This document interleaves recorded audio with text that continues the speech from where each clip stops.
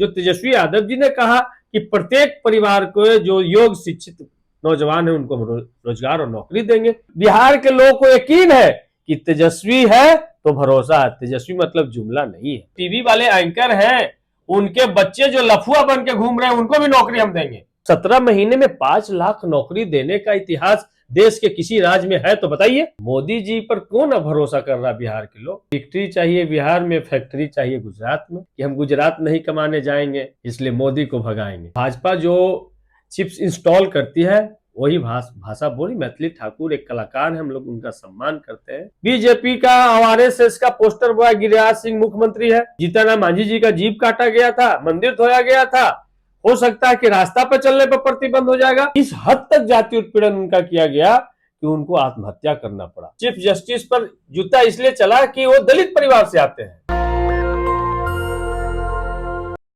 मेरे साथ आरजेडी के विधायक सतीश कुमार हैं, लेकिन सबसे ज्यादा सामाजिक न्याय की लड़ाई लड़ते हैं। सोशल जस्टिस, सामाजिक न्याय, जातीय उत्पीड़न के खिलाफ पूरे देश में इनकी एक पहचान है। युवा नेता के तौर पे जो किसी भी तरह के जातिवाद के खिलाफ लगातार मोर्चा लेते हैं। क्या कहेंगे सतीश जी, अभी जो हरियाणा का मामला आया है, आईपीएस पूरन कुमार सुसाइड करने के लिए मजबूर हुआ, उनकी पत्नी आईएएस है, चीफ जस्टिस पर जूता चल रहा है और मीडिया इस आरोपी का महिमा मंडन कर रही है। देखिए, सबसे बड़ी बात है कि ब्राह्मणवाद, मनुवाद, जिसके खिलाफ बाबा साहब तमाम लोगों ने अपनी कुर्बानियां दी, आज वो ब्राह्मणवाद, मनुवाद अपने चरम पर है। आरएसएस अपना 100वां वर्षगांठ मना रहा है और अठलास और उल्लास कर रहा है। उनका अठलास और उल्लास दलितों का उत्पीड़न है, पिछड़ों का उत्पीड़न है। जितना दलितों का शोषण, जितने दलितों का चीख निकलेगा, जितना पिछड़ों का कराह निकलेगा, उतना उनकी यहाँ खुशियां आएंगी। यह स्पष्ट रूप से ये विचारधारा उसी मनुस्मृति पर आधारित विचारधारा है। और आज वाई पूरन जो आईपीएस अधिकारी थे, डीजी रैंक के पदाधिकारी पूरन कुमार जी थे, और वो सुसाइड करते हैं जातीय उत्पीड़न की वजह से। बीजेपी शासित राज्य हरियाणा में उनकी मैडम स्वयं आईएएस अधिकारी है, तो व्यक्ति का तो पूरा ड्रीम होता है आईएएस आईपीएस बनना, लेकिन वहां जाकर के भी उनके साथ जातीय उत्पीड़न नहीं, भेदभाव नहीं खत्म हुआ और इस हद तक जातीय उत्पीड़न उनका किया गया कि उनको आत्महत्या करना पड़ा। आपने देखा कि हाल में ही जो बरेली में घटना घटी हरिओम वाल्मीकि का, उस तरीके से कोई जानवर के साथ भी अत्याचार नहीं कर सकता है। जानवर की भी। मेरा सवाल यह है कि आप चीफ जस्टिस बन गए तब भी जूता मारा जा रहा है। अब क्या करे दलित समाज जो सुरक्षित रहे? आईएएस बन गया, आईपीएस बन गया तो हत्या, चीफ जस्टिस बन गया तो जूता। क्या वो दलित समाज जो समाज के हितों के लिए लड़ता है उसको ये सब खामियाजा भुगतना पड़ता है, या समाज एकजुट नहीं है? दोनों बातें हैं। समाज अभी एकजुट नहीं है, उसे पूरा जातिवाद कर्मकांडी बनाकर के उसको तोड़ करके रखा गया है। और दूसरा जो लड़ता है, जो प्रतिकार करता है, उस पे हमला होता है, वो अकेला पड़ जाता है। ये सवाल है।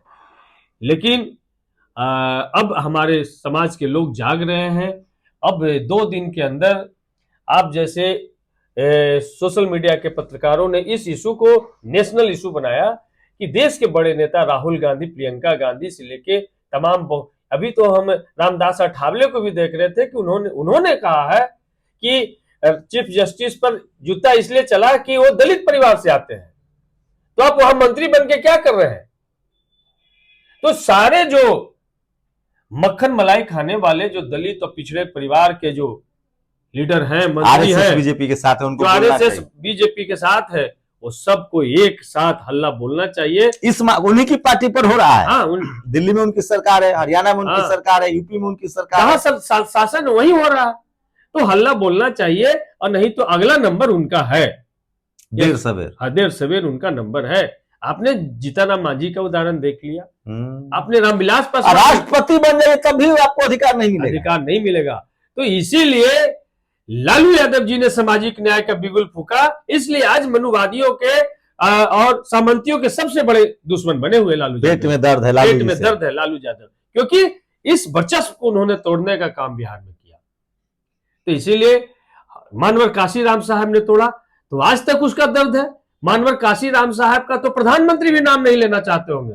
हो सकता है ले लेने से उल्टी उल्टी होने लगे उनको।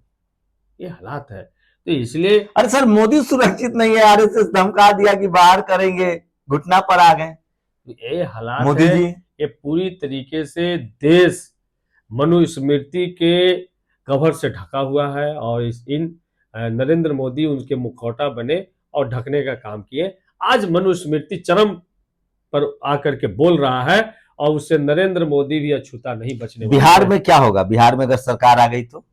बिहार में हमारी सरकार आएगी तो सामाजिक न्याय, लालू यादव जी का जो नारा था उसको मजबूत करेंगे और आर्थिक न्याय भी हम देंगे। और सबसे बड़ा जो तेजस्वी यादव जी ने कहा कि प्रत्येक परिवार को जो योग्य शिक्षित नौजवान है उनको रोजगार और नौकरी देंगे, ये सबसे बड़ा सवाल है। उधर सरकार आ गई तो क्या होगा? उधर सरकार आ गई हरियाणा होगा, तो दिल्ली होगा। हरिओम वाल्मीकि यहाँ रोजाना होंगे। यहाँ जीतनराम मांझी जी का जीप काटा गया था, मंदिर धोया गया था। हो सकता है कि रास्ता पर चलने पर प्रतिबंध हो जाएगा या टाइम तय हो जाएगा कि भाई दलित लोग इतना बजे निकलेंगे, क्योंकि यहाँ बीजेपी का और आरएसएस का पोस्टर बॉय गिरिराज सिंह मुख्यमंत्री है। आपकी सरकार, तेजस्वी यादव ने कल बड़ा वादा किया है कि हम हर घर में एक सरकारी नौकरी देंगे। मीडिया वाले पूछ रहे हैं पैसा कहां से आएगा, उनको बहुत तकलीफ हो रही है। भाई यही सवाल तो जब हम 2020 के चुनाव में हमारे नेता कह रहे थे कि हम पहले कैबिनेट में पहले कलम से 10 लाख नौजवानों को नौकरी देंगे, तो नीतीश कुमार जी ही जो आरएसएस का पोस्टर बॉय उनको भी बना के रखा है। यूज एंड थ्रो वाले में नीतीश कुमार जी कहते थे कहां से पैसा लाएगा, सवाल उठाते थे, लेकिन 17 महीने में 5 लाख नौकरी तो तेजस्वी यादव जी ने दे के दिखाया। तो अब बिहार के लोगों को यकीन है कि तेजस्वी है तो भरोसा है। तेजस्वी मतलब जुमला नहीं है। हाँ भाई, नौकरी देनी है। जो सफाई कर्मचारी है, जिनको 2500 रुपया लेता है, उनको ठेके पर 12,000 देता है। वो नौकरियां हैं। जो सफाई कर्मचारी है, रेलवे में 20,000 रुपया सैलरी देता, 4,000। आउटसोर्सिंग से जो 10 लाख 20 लाख से ज्यादा लोग काम कर रहे हैं। स्कूल में सफाई कर्मचारी को सरकार पैसा देती है 18,000 और बैकलॉग 1 करोड़ और उनको मिलता है 3,000।